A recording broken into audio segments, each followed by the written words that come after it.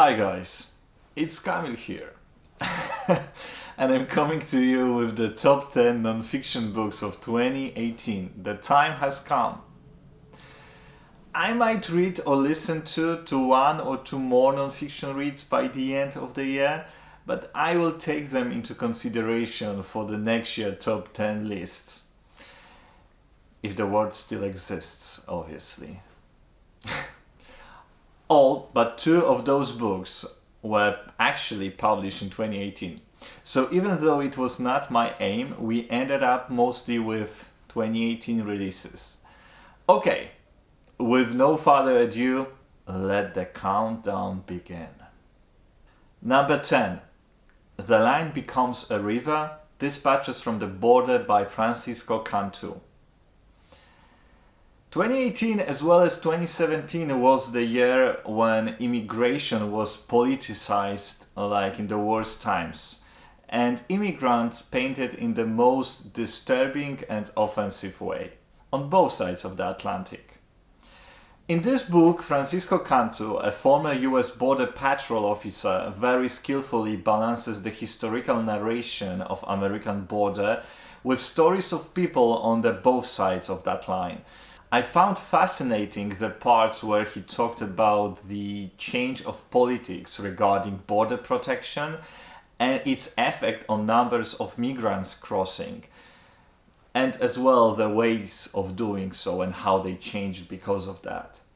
It was fascinating and heartbreaking. I'm not going to spoil it to anybody, as it's obvious from the beginning that Cantu, disillusioned with his mission, leaves the border patrol eventually. Number 9.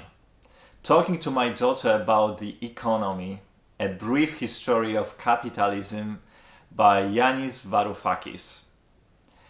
Yanis Varoufakis is a Greek economist and a former Greek Minister of Finance, who resigned from the post when, after 2008 crisis, Greece was negotiating austerity program with EU.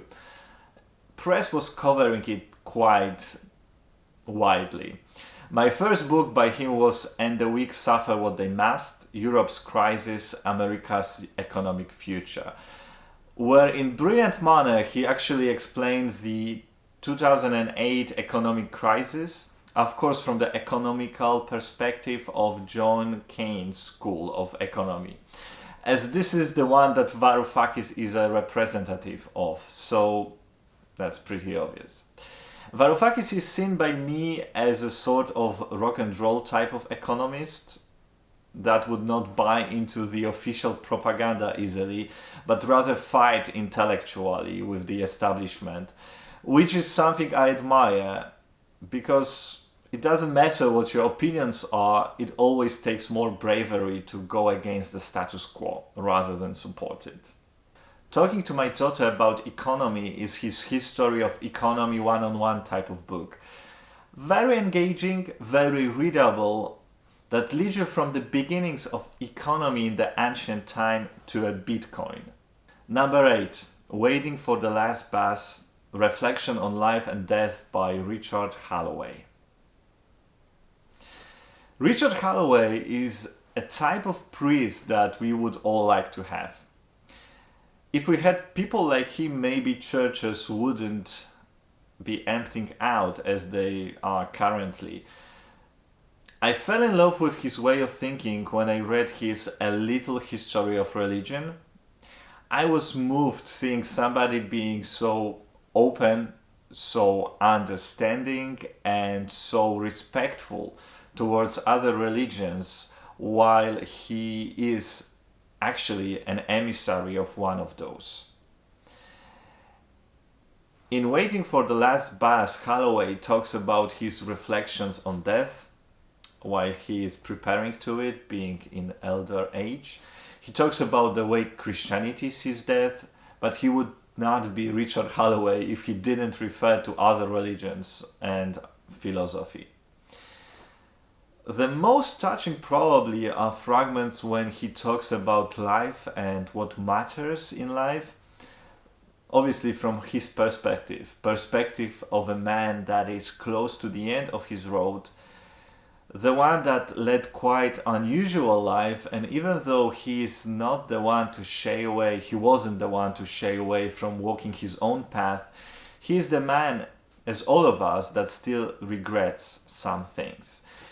You know, every time I hear people saying that they lived or are living the life of no regrets, I think that either they are robots or totally unreflexive or just plain stupid. Otherwise, we all do have some regrets, no matter how brilliant your life is or was. Yeah, I said it.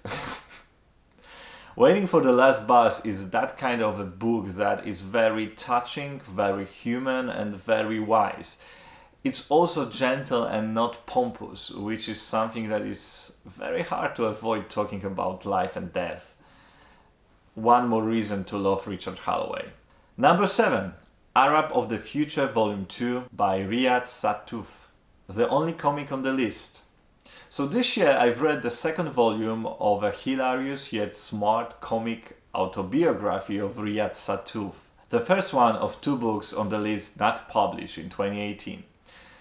Satuf is half French, half Syrian, and he was a young kid that, due to his father pursuing academic career, left France with his parents to live in Libya and then in Syria. Second volume talks about Syria in the 80s. This is captivating, often politically incorrect, yet humorous introduction to the life on the Middle East in that period of time, 1984 to 1985. Number 6. Na wschód od zachodu, Wojciech Jagielski. This is the only book not yet translated into English on the whole list.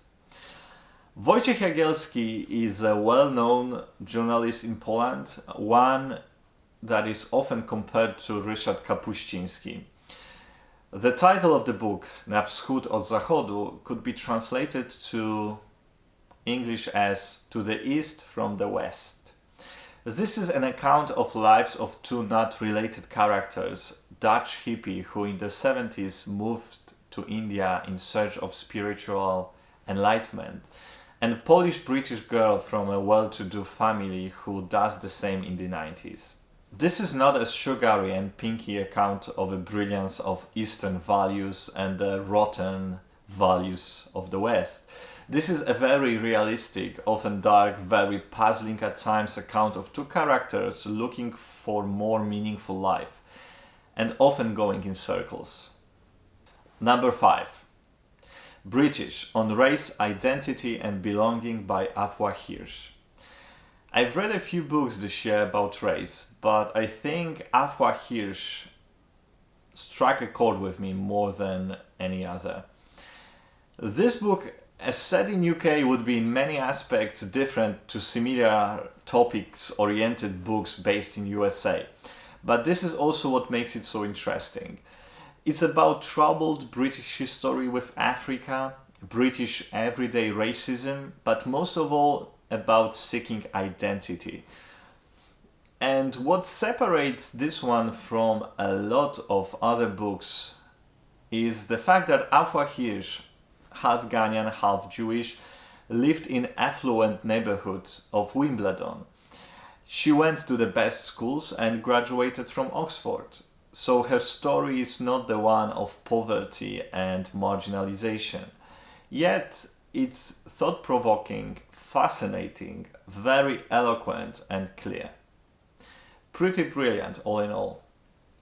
Especially recommended to those thinking that there's no point in talking about race, those claiming there's no race issue nowadays because we are all equal.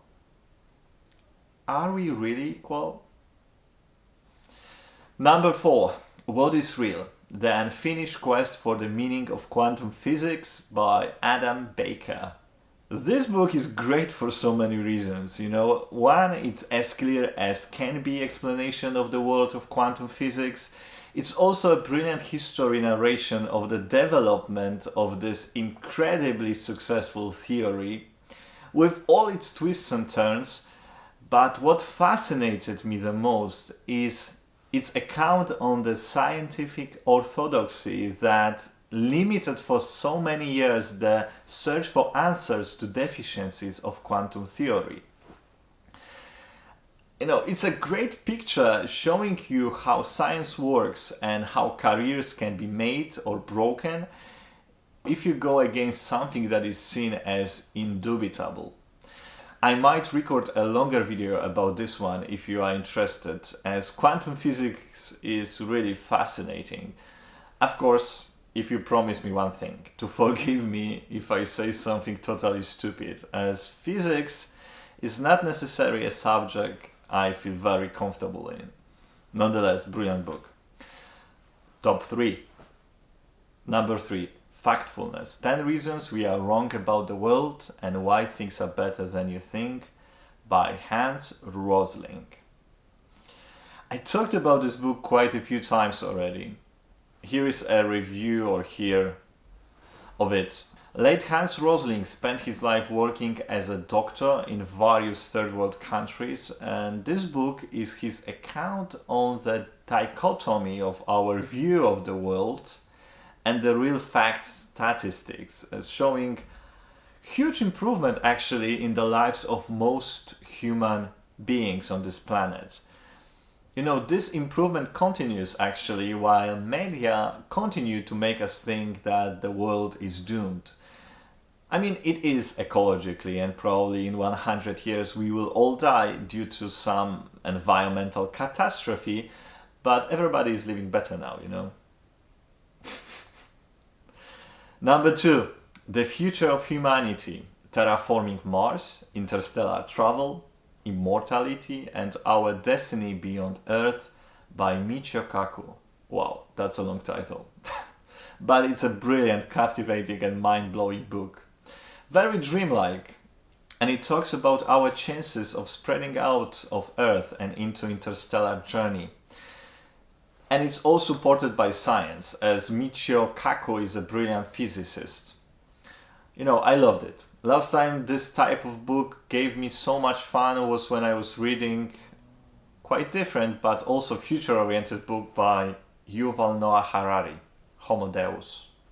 In The Future of Humanity, Kaku starts from describing how, taking science into account, we could colonize Moon, then Mars, terraform Mars, and then went on and on. He talks about interstellar nanorobotics. He also talks about how we could transcend our physical bodies to travel galaxies. This book is a volcano of ideas, and what's a cherry on the top for science fiction geeks, there's so many references to science fiction that he incorporated into his narration that it almost makes you want to run back home and pick up all science fiction classics. I was constantly thinking that I really need to finally read Asimov, that I haven't yet. Number 1 is a very different book. Two Sisters, a Father, His Daughters and Their Journey into Syrian Jihad by Asne Seierstad. Asne Seierstad is a Norwegian journalist known mostly as an author of a book about Breivik, One of Us. Here, though, in Two Sisters, she follows the life of two Norwegian Somali teenagers, westernized with pretty modern parents, who gradually, to everybody's surprise, turn into fundamental Islam and run away to Syria to become wives of mujahideens. This is a heartbreaking account of a father's search for his daughter, fascinating and a thriller-like. Seierstad knows how to write to make you turn pages like you're in some kind of a frenzy. Yeah, that was my favorite nonfiction this year. That was a good year, guys. Okay, please let me know if you read any of those, and what would be more interesting even, please let me know what is your favorite nonfiction that you've read this year that you would like to recommend to me. So, the one you would want me to read. Okay guys, talk to you soon, next week with my top 10 list of fiction reads. Bye bye!